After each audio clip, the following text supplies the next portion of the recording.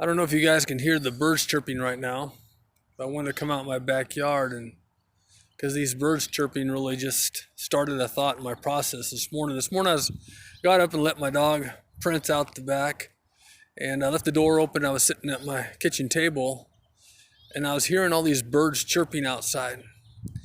And I was just thinking about the morning that the disciples woke up on that Sunday morning, early in the morning, get out. I wonder if there was birds chirping. I wonder if the sun was shining, and even though we got overcast and we got rain here today, I wonder what that morning was like. And then just, this is 2 days after they watched Jesus get arrested, beaten, whipped, nailed to a cross, and the imagery must have been so prevalent in their minds still. And they woke up that Sunday morning, and they're probably still just meditating on that. And imagine if you're Peter, right? Imagine you're that disciple, and you're sitting out there, and you realize it's a brand new day. And your expectations for that day may not be much different than any other, but you realize your life has been changed forever, that things in life have changed your life. And then you're hearing these birds chirping, the sun is shining, and you're thinking about Jesus on the cross. And then afar off, you see a couple of ladies running your way. And as they get closer, you realize, well, it's Mary Magdalene and it's Mary, the mother of Jesus, and they're running towards you.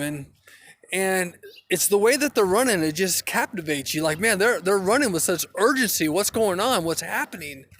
And as they approach you, they tell you that they went to the tomb and the tomb was empty. And all the thoughts that might have run through your mind as Peter is like, what do you mean? Like the tomb is empty? And they could come look, come see. And imagine being Mary and Mary, that morning they woke up and they decided the first thing they wanted to do, they felt that they wanted to go and bring spices and put it on the Lord. Their expectations for that day was they just wanted to do something. They just wanted to do something. And they go to the tomb early, and one of their concerns was, one of the Gospels says, is they're wondering, how are we going to get in to see his body? The stone has been rolled and it's closed it. How are we going to get in? There's an obstacle to what we want to do. And yet they went anyhow.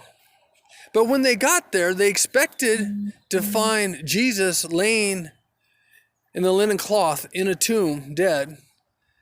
And they expected to see an obstacle of a stone covering the grave. But what they found was that the stone was rolled away. See, there was an earthquake that happened, and when that earthquake happened, they probably felt like, well, usually earthquakes are bad, right? Earthquakes are not good for the human race. An earthquake had happened, and it seemed might have been bad, but in fact, that earthquake was rolling a stone out of the way. And so when they got there, they could simply look in and see that the tomb was empty. Their expectation in the natural realm was to expect the obvious. This is the obvious outcome of the situation. But yet, there was a supernatural element of Jesus keeping his promises. And they had to be reminded of those promises. And the tomb was empty. Jesus had risen from the dead. He is risen. That's what we declare and proclaim this day on Easter, on Resurrection Sunday, right? That he is risen. And I was thinking about that. I was thinking about what we're going through right now. And with all of our experts, all of our doctors, everything that's going on with the coronavirus right now, there's natural expectations. Listen, the math is saying it's probably going to take this long. This is the natural procession of what's going to have to take place in order for us to recover from this kind of a plague, all those sort of things. But I want to declare and proclaim today that I am praying for a supernatural move of God. I'm praying that there will be a rapid decline. I'm praying that the whole world will take notice that something happened in the supernatural after Easter that makes all those who may doubt that there's a God say, you know what? That was miraculous. Will you join me in declaring and proclaiming that there be a supernatural move of God on this land? And just as Mary went to the tomb and the tomb was rolled away. I pray that those who have been deceived and believed lies all their life, and for whatever reason they have not put their trust in Jesus, I pray that any barrier, any stone, anything that's blocking them from seeing the reality of Jesus is alive would be rolled away right now. I declare that in the name of Jesus. May their eyes be open and may they realize the love that Jesus had for them, that he not only went to the cross, but he also rose from the dead, that they can have a new life in him today. I pray and I declare and I proclaim that God would move in this season like we've never seen him before. I pray that today, think about this, the gospel today, because of the situation, the gospel today has been proclaimed to more people than in all of human history.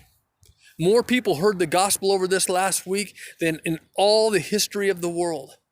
And I pray that they would open up their hearts, that whatever stony heart they had, they would soften their heart and hear the gospel of Jesus Christ. If that's you, if you're watching this today, I pray that you're the one, if you've got a stony heart, that your heart would be open to the things of God, that you just roll away those stones.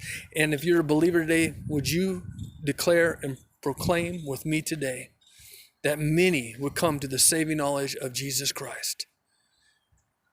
What an opportunity we have. God, move. Move in a miraculous way like we've never seen before. Let there be a great awakening, and may the harvest be plentiful of those putting their trust in you. Have a great resurrection day. I love you guys.